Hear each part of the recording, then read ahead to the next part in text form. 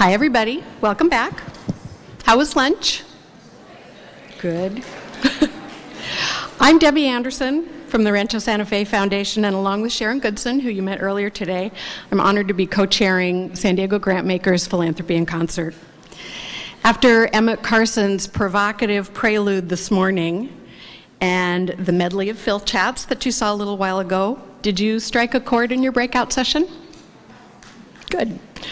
Our concert of philanthropy is coming together, and there's still more to come. It's my privilege to introduce Bill Strickland.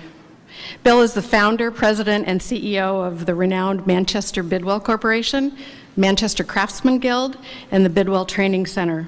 He's a visionary leader with a distinguished career, the author of Make the Impossible Possible, which is on your tables, a MacArthur Fellowship Genius Award winner, recipient of the White House's Coming Up Taller Award, and the founder of the Grammy-winning MCG Jazz, the most successful jazz subscription series in America. Manchester Bidwell Corporation is involved into a national model for education, culture, and hope. You'll be moved by Bill's ability to help others find their own inner swing and successfully compose their own lives through the principle of treating them with decency and respect. You're about to hear why he sees jazz as one of the most powerful metaphors for living an extraordinary life. Please join me in welcoming Bill Strickland.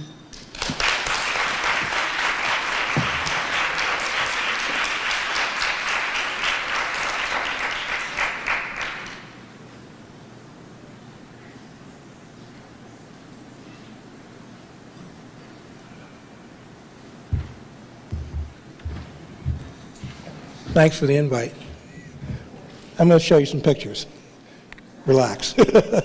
No bar graphs, no charts. It's too late in the day for all that. And the pictures really talk about my life, work, which really involves poor people mainly. I've been doing this in this center, in this neighborhood, essentially for 40 years. And it's kind of my autobiography. I was a public school kid. And an art teacher actually saved my life. His name was Frank Ross. And he got me excited about clay. And I'm very glad he did, because at the time that I met him, I was flunking out of school. Pretty aimless. And my grades were terrible. But quite prophetically, I was walking by the art room door, and we had a potter's wheel in the school, and he made a great big old bowl, and it was magical. And I was standing there kind of transfixed. And he turned around and says, "Can I help you?" I said, "What is that?" He said, "That's ceramics." I says, "Can I learn to do that?" And he said, "Sure. Get your homeroom teacher that says, sign a piece of paper that says you can come here, and you're good to go." So for the remaining 2 years of high school, I cut all my classes, but I gave the teachers whose classes I was cutting the pottery I made, and they gave me passing grades, and that's how I got out of high school. And Frank says, "You're too smart to die. I don't want it on my conscience. I'm leaving this school to take a job at a university. I don't want to let you get shot on the streets like your buddies." So he kind of hounded me for the year, my senior year, until I reluctantly filled out a college application to the University of Pittsburgh in pencil. And I put the thing in an envelope and sent it into Pitt, thinking that'd be the end of it. And Pitt sent me this letter that says, "You got to pass the Scholastic Aptitude Test to get in here." Well, nobody had ever shown me the Scholastic Aptitude Test, so I take this multiple choice test, I mark it up, flunk the test, get into Pitt as a probationary student. Well, I graduated with honors from the place, and now I'm a trustee of the place. I was the commencement speaker, and I got up in front of 13,000 people, and I said, "Don't give up on the poor kids, I might end up being the commencement speaker." And basically, that's the story for the next couple minutes. I believe that. I think people are born into the world as assets, not liabilities. It's all in the way you treat people that drives behavior. If Frank hadn't figured out that in spite of my grades, that I was a guy that had some potential, I'm just another guy who's shot or in the penitentiary like a lot of my buddies. So I devoted a big part of my life to taking the philosophy that Frank developed in his classroom, and I made it into a program called Manchester Craftsman Guild. And I'll show you some slides on that in a second. Bidwell, on the other hand, was an old funky poverty program, and the guys who built it screwed it up pretty good, and they were looking for some fool to take it over, They said, well, there's that nutty artist up the street, Bill Strickland. He thinks he's Moses. He probably take the job. And actually, back then, I did think I was Moses. Could lead all the poor to the promised land, all that. So I took over Bidwell in 1972 in a warehouse with holes in the floor and holes in the roof. And on the first day, the front door is hanging on one hinge, and the kids are on their knees gambling when I walk in the front door. And they looked up at me and went right back to gambling. And I said to the secretary after the first day, I said, you know, Miss Jones, I showed up here today. The kids were gambling. I didn't recognize the game they were playing. She said, oh, they were taking bets on how long you'd last in the job. So that was Bidwell, man. The other image is this white man shows up with a big old gold badge. He says, I'm looking for the new director of Bidwell. I said, well, that's me. He said, well, son, how long you had the job? I said, actually, it's my first day. He said, well, I hate to ruin your first day, but I'm from the Internal Revenue Service. Your center owes us $300,000 in withholding taxes that my predecessors had neglected to pay, which they neglected to mention during my job interview. So I had to raise $300,000 to pay off the IRS, which I did. And I saved the school. And I'm going to show you what I did with it. My first official executive act is I bought the beer and I bought the paint. And I said, anybody that doesn't show up to paint this building is fired. And one guy didn't show up and I fired him. I said, we're not going to live like this. If I'm going to devote my life to this work, we're going to start looking like the solution, and it starts today with this paintbrush. That's important for you to know to see what I did with it. Now, I assume that you guys know who Frank Lloyd Wright was, yeah? Okay, that's your literacy question. He did pretty good in the architecture business, and Mr. Ross took a bunch of us high school students to see a very famous house called Falling Water. It's just south of Pittsburgh. So here's this Italian guy with these black kids in his van, and you get out through the woods and you come out into this clearing, and there's this fabulous house set up on a boulder, and it has a creek running right down to the middle of the house. And I looked at that and I said, in my neighborhood, we spend time trying to keep the water out of the house. This guy's got a creek running right down to the middle of the place. That's an interesting way of looking at water. The other thing that really fascinated me was the light that enveloped the house. And I said, man, if I can get that light into my neighborhood, I'm halfway home. So I committed myself to building a Frank Lloyd Wright building before I left the plant. I'm going to show it to you, because I built that. This is my concept of what a training center for poor people is supposed to look like. This also happens to be my neighborhood. My whole 65 years is 6 city blocks. I was born in that neighborhood, I'm going to die in that neighborhood. And part of the story is I wanted to let the kids know you don't have to go to the world, you can bring the world to your neighborhood. Now, when you fly into Greater Pitt Airport, our building was the scale model for the Pittsburgh Airport. So it's kind of famous. And the message here is, look, environment drives behavior.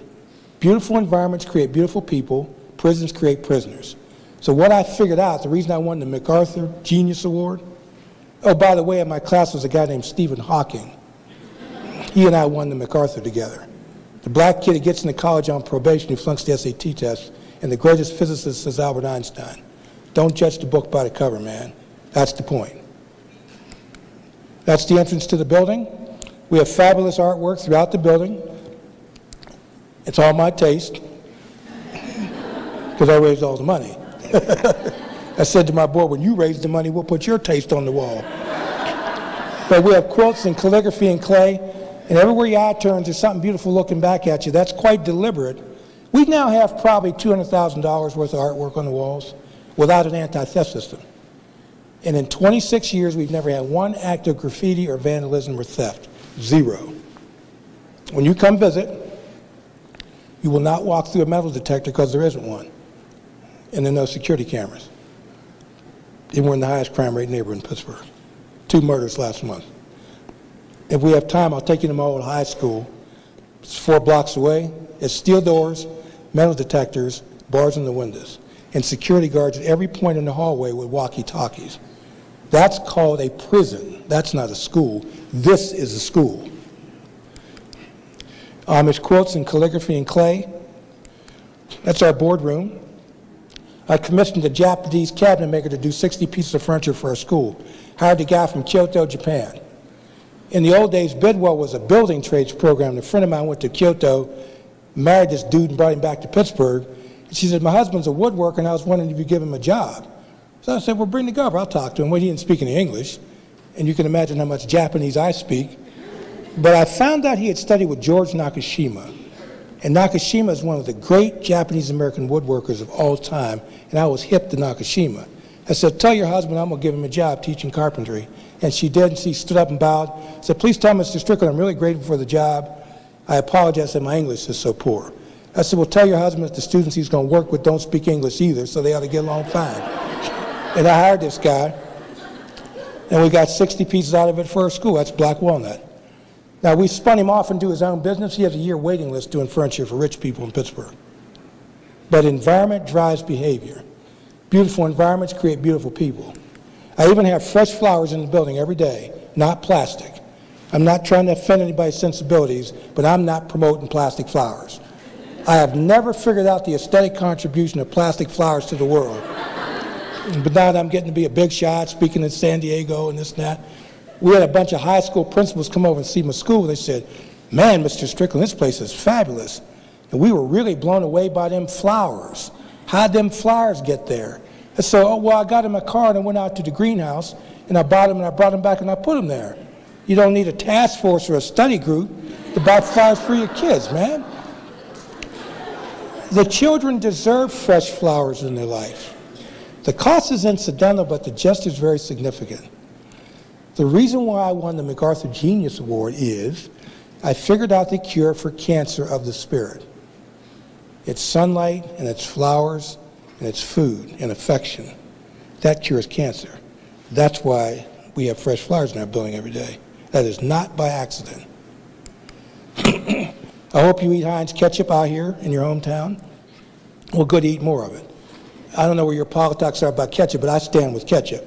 In the old days, before I got real sophisticated, I had a cardboard box built of this school. And I'm dragging this box over Pittsburgh trying to raise money to build this thing. And I got called into the office of United States Senator John Heinz, who was the heir to the Heinz ketchup fortune, which was like going to see the Wizard of Oz, because he had about $600 million at the time and had about 60 cents. He said, man, you've done a great job with the black people and the ex-steel workers and the welfare moms. We understand you want to build a new school. I said, yeah, I do. He said, well, you could really help the Heinz Company's affirmative action goals out if you'd add a culinary program, new school, when you get it built. That way we could hire some black people.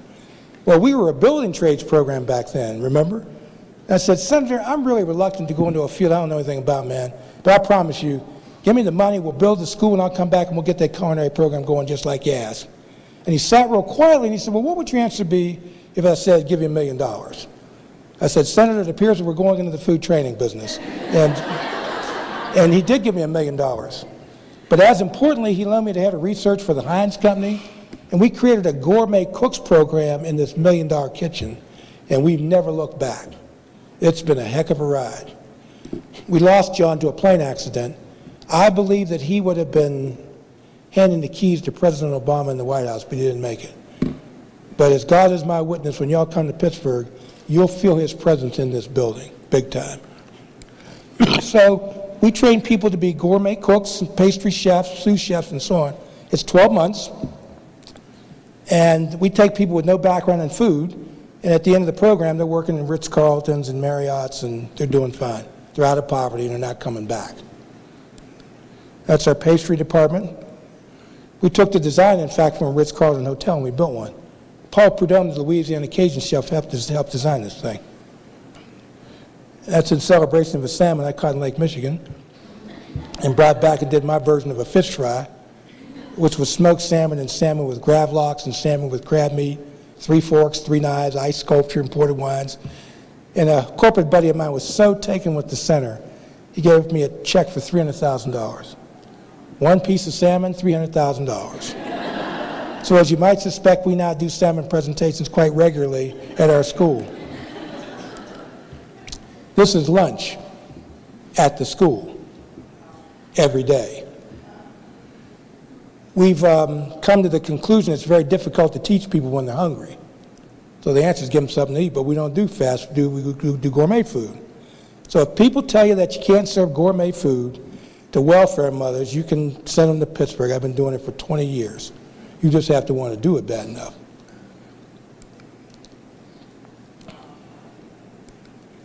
That's all pastry. I actually sat down and ate a whole basket one time. It was very good. That's our dining room. Looks like your average high school cafeteria. We do a lot of black tie functions at the school, Medical Association, Engineer Society. Part of my goal in life is to change the picture that comes into your mind about the inner city to that picture. And it's worked out fine. So as to this mythology that you can't have world-class facilities in black neighborhoods or Hispanic neighborhoods or poor neighborhoods for that reason, that's all mythology. This is in the middle of one of those neighborhoods. We also train pharmaceutical techs for the pharmacy industry. Our guys go to work for the healthcare system. None of them have science when they enroll, but they pass the national pharmaceutical exam each year, every year, and they do fine, and they go to work. They're out of poverty. We also train chemical technicians for the chemical industry. Bayer, Calgon Carbon, BASF, Nova, Fisher Scientific. When you come to visit, and Nancy, you were there, right? You'll see welfare mothers doing analytical chemical applications in 10 months with no background in science. Now, come on, guys. That's enough. We can't continue like this. We now know that in 12 months, we can get people who are on poverty, out of poverty, into training, and with a career ladder opportunity, for real. Which ought to let you know that there's a different way that we got to start thinking about this stuff. So this has worked out fine. I have 40 research technicians working for the Bayer Chemical Company right now. That's one of our guys. That's our library, more of our handcrafted furniture. I have kids in the library with high school diplomas that they can't read. Not one of them, I got a lot of them. And I'm telling you, we're going to lose this country. We are losing this country because we got thousands of kids walking the street with diplomas in their pocket that they can't read. Why? Because the systems get reimbursed by how many people they push out, not how many people read. Well, they read at my place or they don't get a diploma. And we've gotten very good at this stuff. So every technical thing that we offer at our school is offered in that library. This is the arts program. Remember, I'm the black guy from the 60s making pottery? How many of you were even alive in the 60s? Raise your hands. That's cool. One time, nobody raised their hand. So I got to check out who I'm talking to. The jokes don't work. Well, I was around during the disturbances. Back then, we called them what they were. They were riots, and guys were getting shot, and I wanted to help.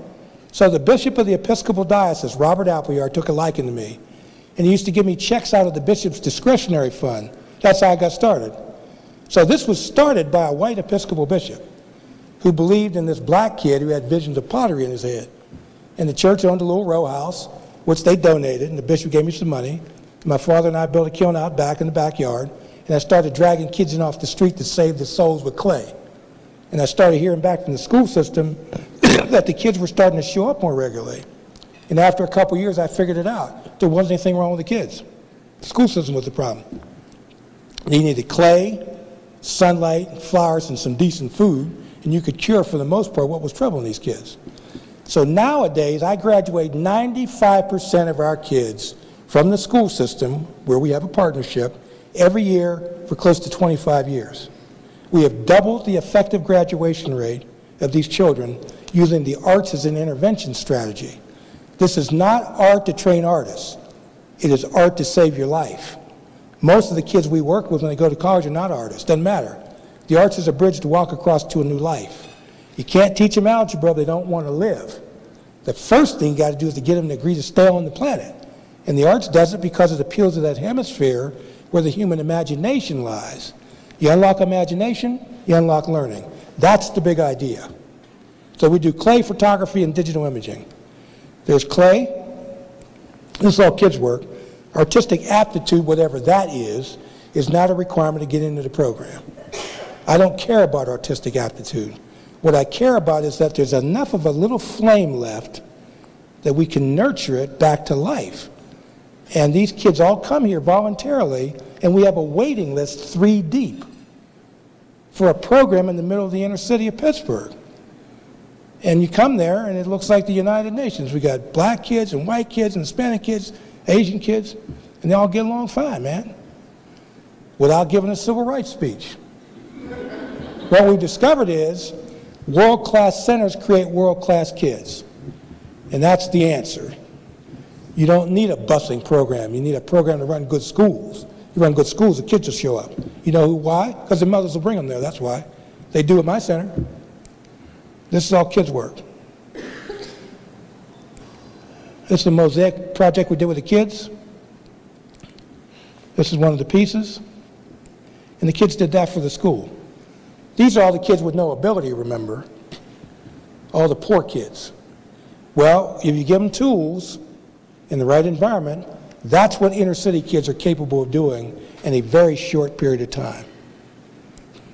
We do photography, even though the world's digital. We still do film.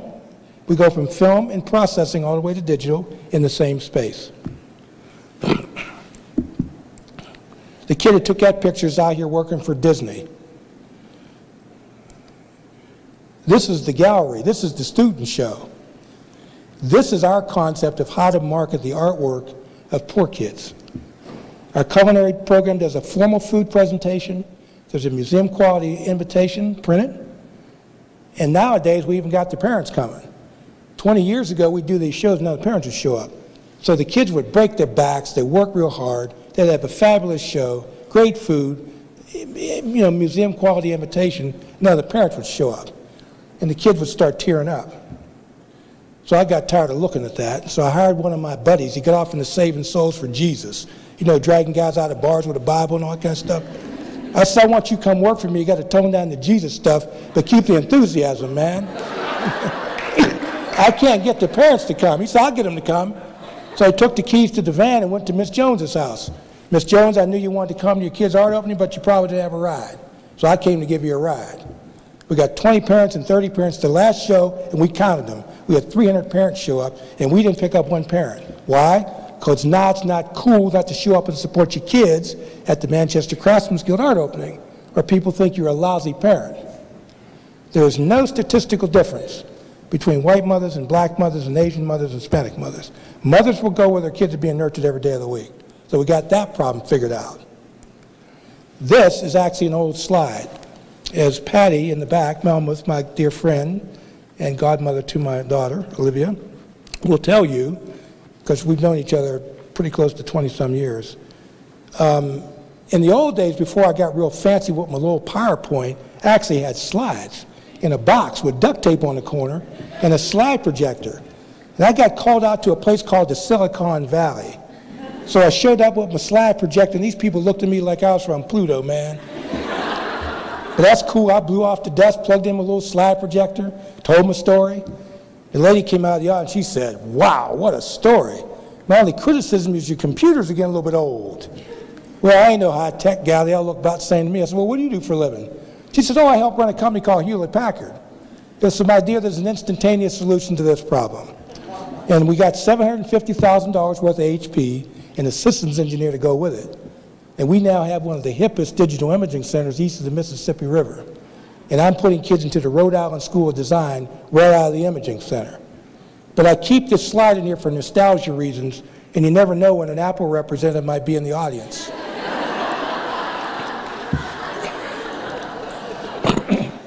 This is called a classroom. This is how you're supposed to treat your kids. These children learn this technology very quickly, and they're doing fine. So why can't we have every classroom in this country look like that is the question you got to ask yourself.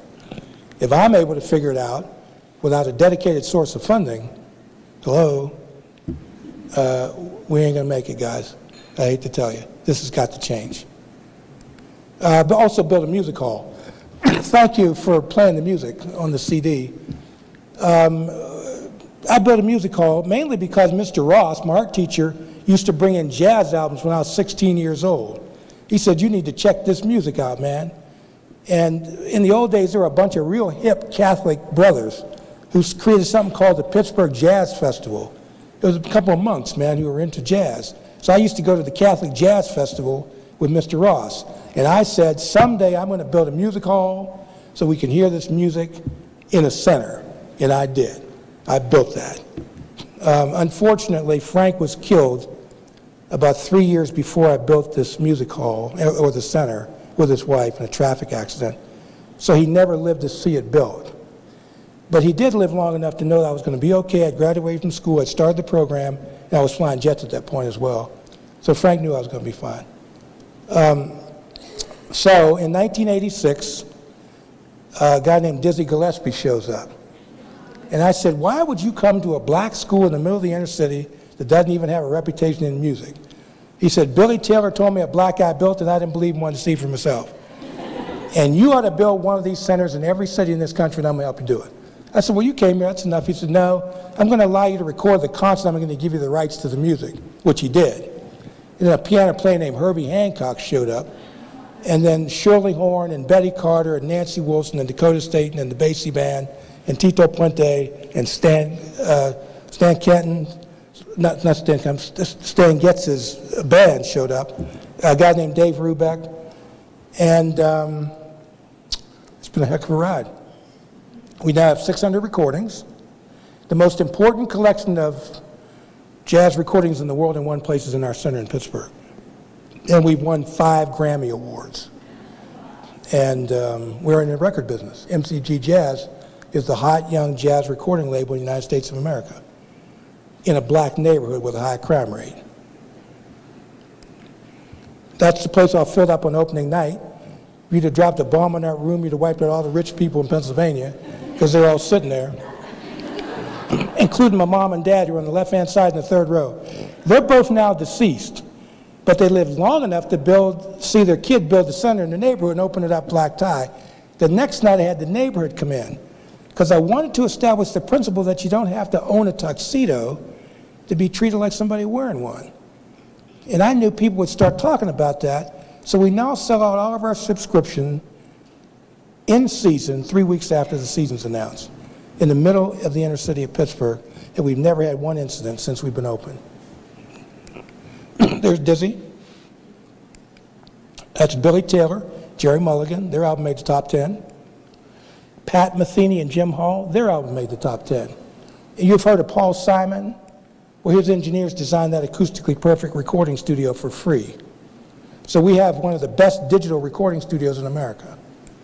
And Nancy Wilson did back-to-back Grammys with us. And at the Grammy Awards, she said, God bless Bill Strickland and Marty Ashby, who built this program, who had the good sense to know that the music of Sarah Vaughan and Ella Fitzgerald cures cancer of the spirit.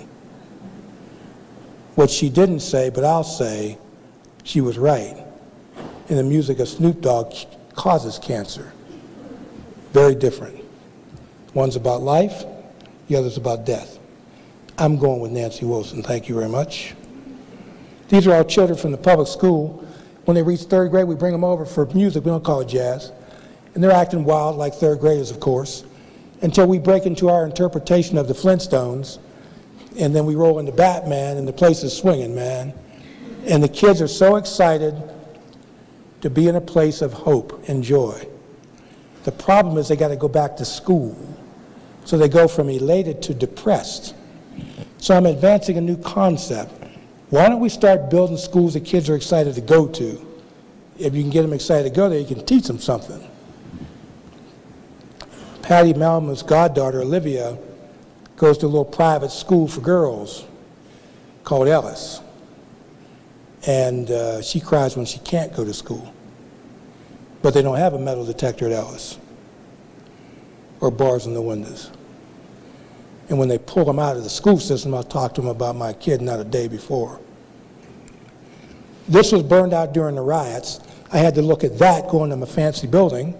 So I had another box built. I hit the streets again. And I built that. That's a medical technology building. This is my real estate portfolio. And this thing makes money in the middle of the inner city of Pittsburgh. And the University of Pittsburgh Medical Center took half the building for their billing operation. So we got the UPMC medical system in there, and it's doing fine. So we're using art and vocational education as economic development instruments is what it amounts to. And we got a bank in there, Citizens Bank, and I built that. And I built a greenhouse. So we got the poor folks growing orchids in the middle of this neighborhood, which we sell in the grocery stores, you know, Whole Foods and all of them. And we generate revenue to support the center. And it's turned out to be quite a story. And first, we took first and second prize in the Orchid Symposium. So our guys are as good as it gets in this country growing orchids in the middle of a black neighborhood. 80 to 85% of our Hort students go to work, in the industry for which they were trained 12 months after enrollment in the program. And we think that's going to continue as far into the future as we can see. Those orchids and those orchids. You get the idea? You want to cure cancer? Build this. You can cure cancer. Orchids and sunlight and food and music cure cancer. Now I'm down to sort of the end of the presentation. This is where the story takes another interesting turn. Remember I was out there at Silicon Valley with my little slideshow? Well, this young kid come out of the audience, he said, man, that was a cool story. Tennis shoes, blue jeans, t-shirt. And he said, wow, man, I never heard a speech like that. I said, cool, what are you into, man? He said, oh, I built a company called eBay. I said, oh, great, you got a card? I didn't know eBay from a bottle of water, man.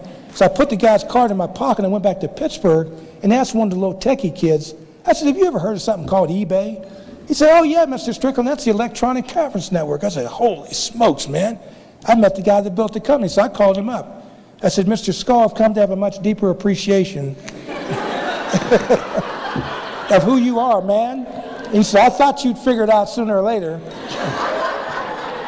Here's $500,000. I said, what's that for? He says, your first replication. He said, Dizzy was right. You can scale this. I think you're eBay, man. That's what I think on the social side. So we hired a couple guys from the Harvard Business School. We wrote a business plan. We're starting to build centers. We got 5 of them open and operating, and they're doing fine. I'll show you some quick pictures of them. This is San Francisco. San Francisco is a small room, but a very high design. They're doing film with George Lucas Studios. There's Jeff, Mr. eBay, Billy Wong, and the kids doing digital imaging. If you go to Forbes magazine this month, Jeff's got a big article. It's called The Billionaire Who Wants to Save the World. This is the space for the kids. You get the idea? Every space is beautiful. These are spaces of hope, man, not spaces of despair. Steelcase, by the way, are one of our corporate partners, the furniture people. So every installation is Steelcase. These children, those are kids who now have a future, thank you very much. We cut the dropout rate in Cincinnati to 6% in 24 months, and I do not live in Cincinnati, I live in Pittsburgh. It's the value proposition. That you can scale. There's the building, there's the gallery, and these are some of the guys. And those guys. And they turned this into a business, doing murals at $11,000 a mural all over Cincinnati. This is the one we built in Grand Rapids. It was built by the Steelcase family, the DeVos family, Amway, and a guy named Jim Welsh, who was one of the heirs to the Steelcase fortune, who saw me do a slideshow many years ago, and he came up to me and he says, I believe that the gospel is in your center in Pittsburgh. I said, well, I don't know about all that, but I know how to build training centers, so if you want to talk about training center, I'm your man. Well, as it turns out, he did want to talk about that. And he and a whole bunch of guys raised a bunch of money. And Jim Welsh called me 4 years ago from the Anderson Cancer Center. He says, I don't think I'm coming home. I have a virulent form of leukemia. I don't think I'm going to beat it. But I would like you to remember me for 2 things, my family and the center I built in Grand Rapids for people who had no hope. Now, it's one thing for me to stand up here and talk about my undying love for the poor, because I think I got a few years left. It's another when you're down your last 3 weeks. That's called evidence. And we built this thing in his memory. That's the space. Those are photographs of Dr. King taken during the last 2 years of his life until he was killed. That's the dining facility for the students. This is where kids eat. Western Michigan Center for Arts and Technology cut the dropout rate in Grand Rapids to 5%. There's the gallery, there are the kids, and these are some of the kids. One of the ways that we now know that the program is taking effect on the kids, they start pulling their pants up. And when they put a belt on, I know I got them. These used to be called welfare mothers. They're not welfare mothers, they're pharmaceutical technicians. Welfare is a state of mind. It is a way of thinking. You have to change the mindset and you can solve the problem. These aren't welfare people. They used to be welfare people. And they're out of poverty, they can feed their kids, they got their dignity back. This is the one we opened up in Cleveland. We have now a waiting list. It's been open about a year and a half. These kids. We saw kids get off the school bus for the first time. They walked away from the building. They couldn't comprehend that the building was for them. That's how upside down this has gotten. Our children don't even know how to respond to beauty anymore. Well, they're there now. They're doing fine, man. Those guys. That guy does recordings with Alicia Keys. He developed a recording program with the kids. And we graduated our first med tech group, these guys. I was at the graduation last month. 100% of the students passed the National Pharmaceutical Lab Tech exam on the first try. All 18 of them went through. So nobody on this planet can tell me I don't know what I'm talking about. I was just at the graduation. This is the space we built for the students. We just opened New Haven. It looks exactly like that picture. It's been open for 6 months. It's got a waiting list too deep to get into the program. We have our first African-American chairman of one of the organizations.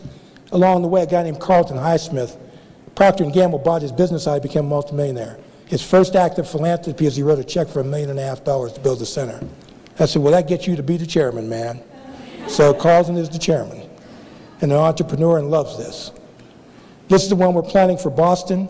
It will look a little different than that. I was actually in Boston yesterday in the building that we're going to renovate. And Governor Duval Patrick just threw $1.5 million into the deal. So we're off and running, man. We got it hooked up. We're going to start renovating the building next week. So Boston's underway. Brockway, Pennsylvania is underway. This is our first rural program. And it's up in the Cook Forest, north of Pennsylvania. Buffalo's now underway. Already got the money. By the way, community foundations have stepped up in a big way in each of these cities. Cleveland Foundation, Buffalo, the Oshai Foundation, so Kathy Merchant and Cincinnati Community Foundation. So a lot of the community foundations have been very helpful in leading the conversation because of the way you guys are designed. Many of you, we line up with your purposes. Okay, Atlanta's moving forward. Chicago's moving forward. We just added Sharon, PA. I was in Sharon, PA 2 days ago. And y'all eat ice cream cones, Joy cones. There's a dude in Sharon, Pennsylvania who created Joy ice cream cones. An immigrant, man. And it's the largest ice cream cone company in the world in Sharon, PA, an hour from Pittsburgh. 2 billion cones. And I was talking to this guy, and I showed him the pictures. He said, count me in. We just signed him up 2 days ago. I think he's going to give us a couple $1 million in a place that you wouldn't think there was anything up there. And so Sharon's now hooked up, man. I'm on my way to Austin. I'll be in Richmond tomorrow morning, and U.S. Virgin Islands is underway. And Reno, Allentown, St. Petersburg, and Vancouver and northern Israel. At the moment, we have land in Akko in northern Israel. We have Jews and Arabs meeting to build a center right now. Where everybody's killing each other. In Palestine, we got the Jews and the Arabs meeting in Akko to build a center because the center is the answer. The only way you can defeat terrorism is to create people who want to live more than they want to die. If you can do that, you can solve the problem. And I just received a very big award from Rhoda Sholem Synagogue in Pittsburgh, big award. And an Arab leader from Akko came to stand with me when I received the award in a Jewish temple. For real. That's called hopeful. We're trying to get a bill passed in Congress. Every time we sign up a city to build a replication, we want a congressman to come with them. That way you get all congressmen to get on the bill and get this thing passed. This is not about Republican and Democrat. This is about Americans. That's enough. We don't have any time for this foolishness. We got to save this country, man. Okay? This ain't about Republicans and Democrats. We got John Boehner to come see the one in Cincinnati. It's in his district. So we're going to try to get this bill passed. And then I have a book out. And Patty, wherever she is, and I are going to sell you a book if you want one at the end of this presentation. It's big type and they're real short. But every time I sell a book, it gets it out into the media. And a lot of people are starting to buzz about the book, which is a very good thing. Because I was in Sharon, Pennsylvania the other day in front of 650 middle school, public school kids. And I thought, man, this is going to go over like a ball of lead. But if you got something to say, say it.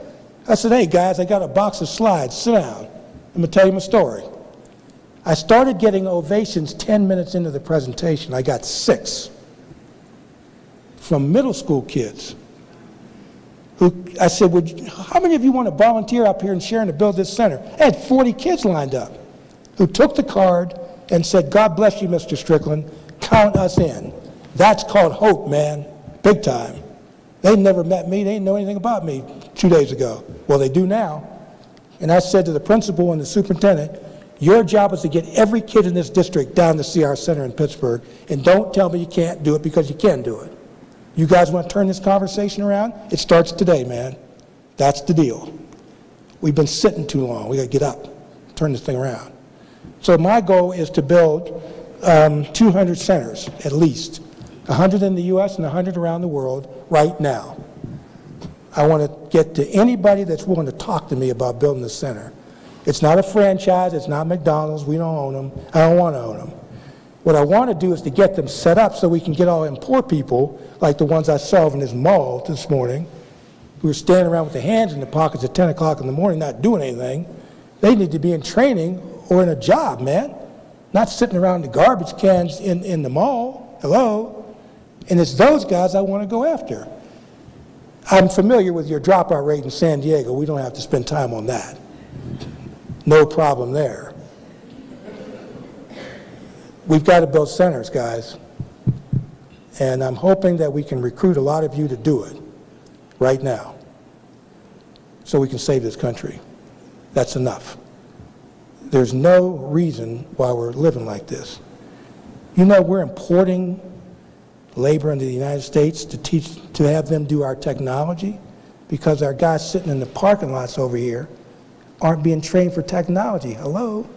We can do this. I just showed it to you.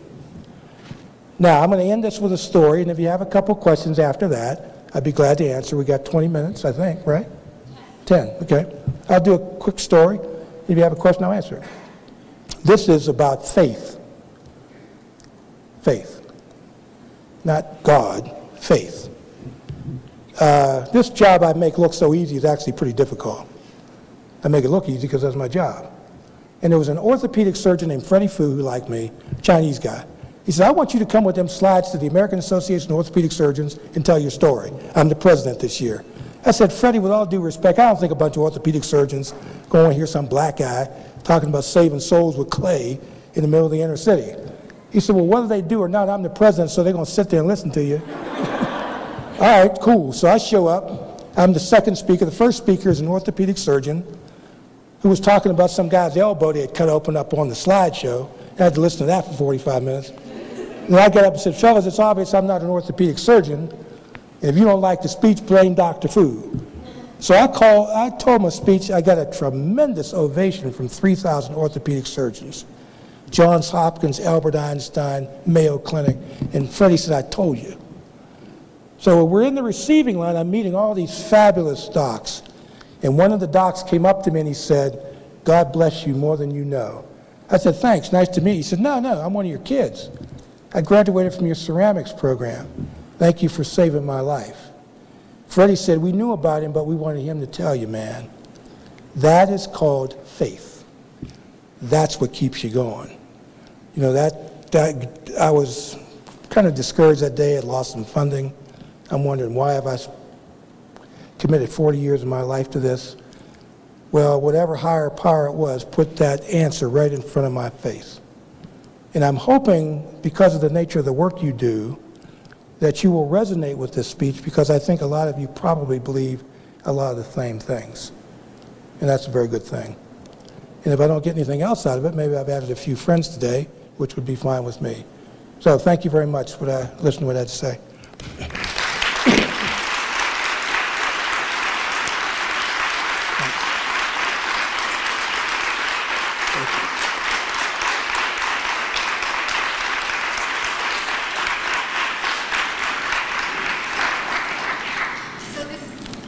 Test. So this time we're going to do the questions a little more organically. If you have questions, there are people around with microphones, and we have a few minutes before we start the reception. Just raise your hand and try to be brief and on point because we don't have very much time. Thank you. Yes. Elaine Kennedy.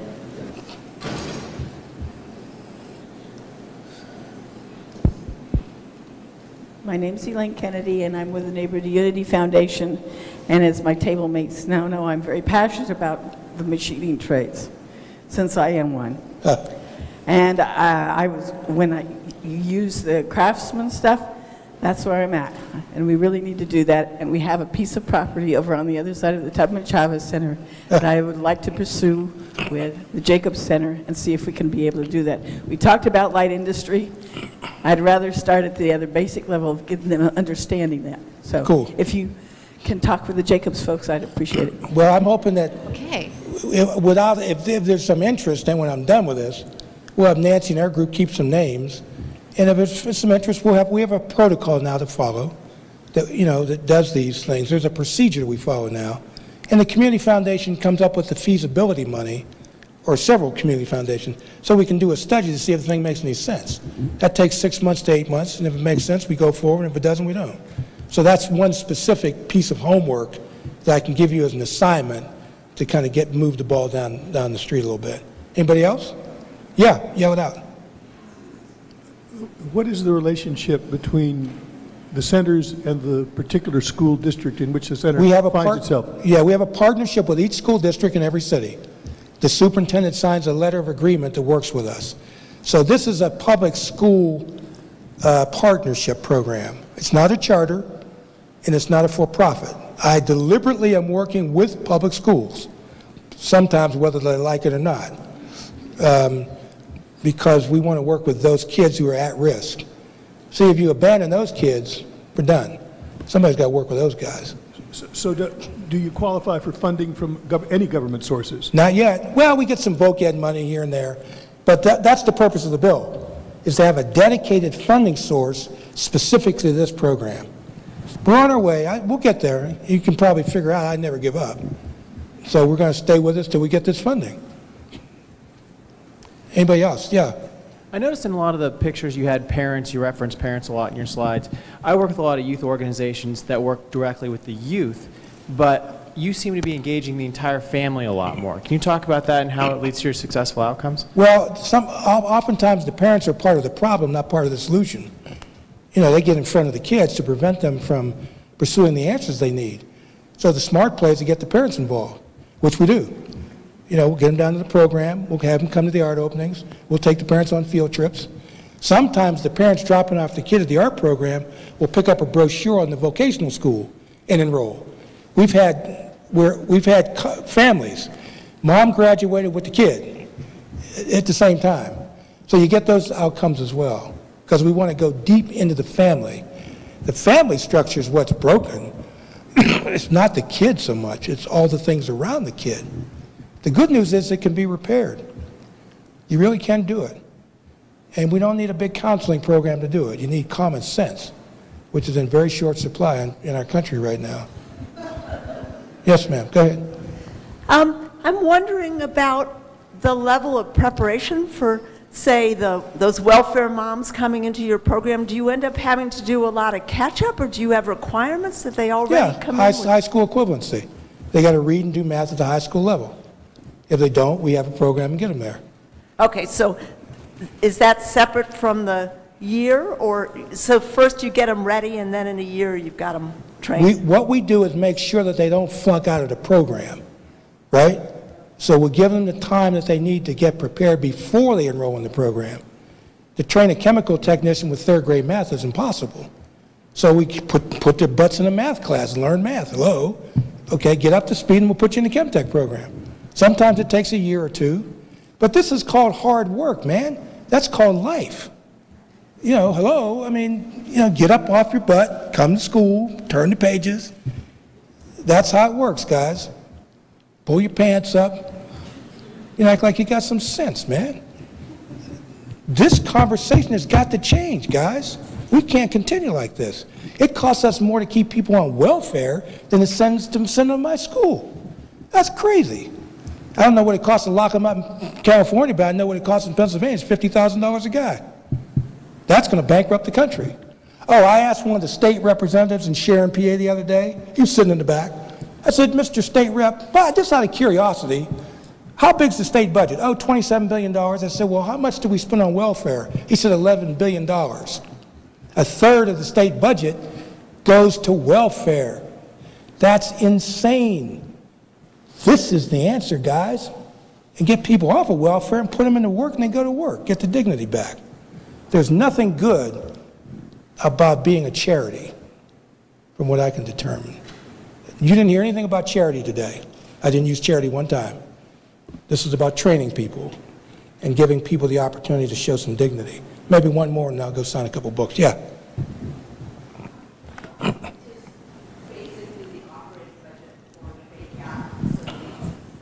The smaller programs run about $1 million to $1.5 million a year. 300 to 400 kids in the arts and up to 100 in the vocational school. And the unit cost is very competitive with proprietary. We're actually about 50% of proprietary schools, and we're tracking pretty close to the public school. So the numbers work. And so we think this is a scalable deal. So here's a question, maybe this will wrap up the day, and it ties to our theme. You talk a lot about jazz in your book, and I'm wondering if you could talk a little bit more, you mentioned it today, but a little bit more, why jazz? Why do you feel like jazz is a passion of yours, and how do you see it as a metaphor for your work? Well, because of the way that jazz musicians work, they're all entrepreneurs at the end of the day. You know, I've seen guys come to our stage from 4 different points of the world for a concert, walk out with no written music, and perform brilliantly. That's what entrepreneurs do. That's how they think. Artists are fundamentally entrepreneurs. You know, Picasso looks at a blank canvas and says, beautiful. And people are saying, what are you talking about, man? He's talking about the pictures in his head. That's what entrepreneurs do. You don't think so? Go over there and buy some of that $4 coffee from Starbucks, okay, which costs 75 cents. I know Howard Schultz. I'm in his book, by the way. And when I met, he brought me to speak to all his managers, and I said, you're my hero. He said, why am I your hero? I said, people like my wife get up on Sunday in the winter to go give you $4 for a 50-cent cup of coffee. I want to be you when I grow up. He said, well, your wife ain't buying coffee. She's buying a cultural experience that includes coffee, which is exactly right, right? That's why we use jazz, because it's improvisational. This is all improvisational. I didn't have any notes, guys. There's not a piece of paper up here. All I'm doing is describing to you what I see. And I've had people who have heard this speech before.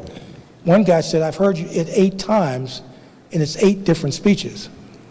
The only thing that's common are the pictures, right? That thought process is what we've got to do to rebuild our social institutions. We can't continue down this street. We don't need any more seminars, man. We need to build centers of sanity for people. And you can do it right here. If I'm able to do it in 5 cities and I got 10 in planning, don't tell me you can't do it. Now you can say you don't want to do it, or you don't like poor people or something, that's cool.